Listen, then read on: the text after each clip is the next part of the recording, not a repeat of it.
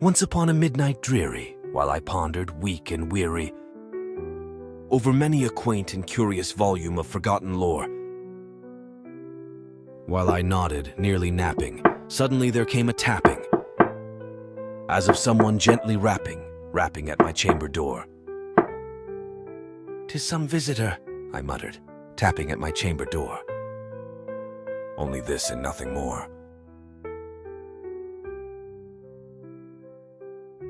Distinctly I remember it was in the bleak December, and each separate dying ember wrought its ghost upon the floor. Eagerly I wished the morrow, vainly I had sought to borrow from my books surcease of sorrow, sorrow for the lost Lenore, for the rare and radiant maiden whom the angels name Lenore, nameless here forevermore. And the silken, sad, uncertain rustling of each purple curtain thrilled me, filled me with fantastic terrors never felt before. So that now, to still the beating of my heart, I stood repeating, "'Tis some visitor entreating entrance at my chamber door. Some late visitor entreating entrance at my chamber door. This it is and nothing more." Presently my soul grew stronger, hesitating then no longer. "Sir," said I, "or madam, truly your forgiveness I implore. But the fact is I was napping, and so gently you came rapping, and so faintly you came tapping at my chamber door, that I scarce was sure I heard you." Here I opened wide the door.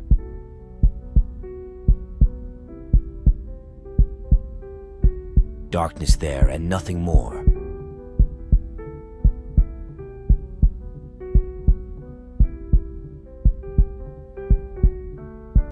Deep into that darkness peering, long I stood there wondering, doubting, dreaming dreams no mortal ever dared to dream before. But the silence was unbroken, and the stillness gave no token. And the only word there spoken was the whispered word, "Lenore?" This I whispered, and an echo murmured back the word, "Lenore!" Merely this and nothing more.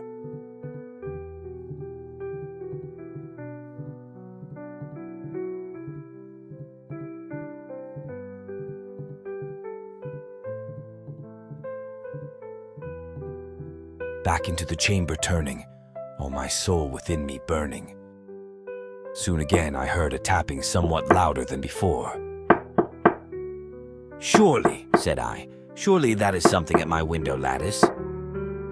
Let me see then what thereat is, and this mystery explore. Let my heart be still a moment, and this mystery explore. 'Tis the wind and nothing more." Open here I flung the shutter when, with many a flirt and flutter, in there stepped a stately raven of the saintly days of yore.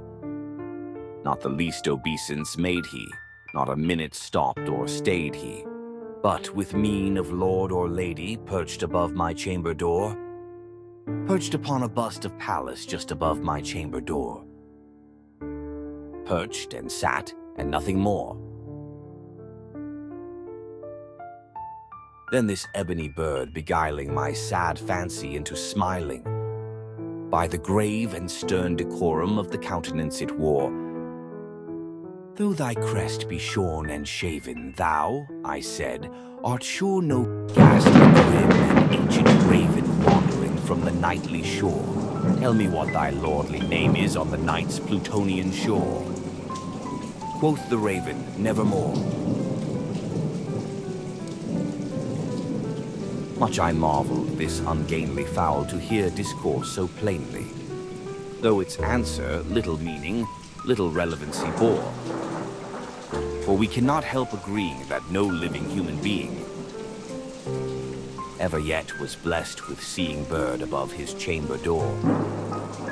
Bird or beast upon the sculptured bust above his chamber door, with such name as Nevermore. But the raven, sitting lonely on the placid bust, spoke only that one word, as if his soul in that one word he did outpour. Nothing farther than he uttered, not a feather than he fluttered, till I scarcely more than muttered, "Other friends have flown before. On the morrow he will leave me, as my hopes have flown before." Then the bird said, "Nevermore." Startled at the stillness broken by reply so aptly spoken, "Doubtless," said I, "what it utters is its only stock and store, caught from some unhappy master whom unmerciful disaster followed fast and followed faster till his songs one burden bore, till the dirges of his hope that melancholy burden bore, of never, nevermore." But the raven still beguiling all my fancy into smiling, straight I wheeled a cushioned seat in front of bird and bust and door. Then upon the velvet sinking, I betook myself to linking fancy unto fancy, thinking what this ominous bird of yore, what this grim, ungainly, ghastly, gaunt, and ominous bird of yore meant in croaking nevermore. This I sat engaged in guessing, but no syllable expressing to the fowl whose fiery eyes now burned into my bosom's core. This and more I sat divining, with my head at ease reclining on the cushion's velvet lining that the lamplight gloated o'er, but whose velvet violet lining with the lamplight gloating o'er she shall press, nevermore. Then, methought, the air grew denser, perfumed from an unseen scent, swung by seraphim whose footfalls tinkled on the tufted floor.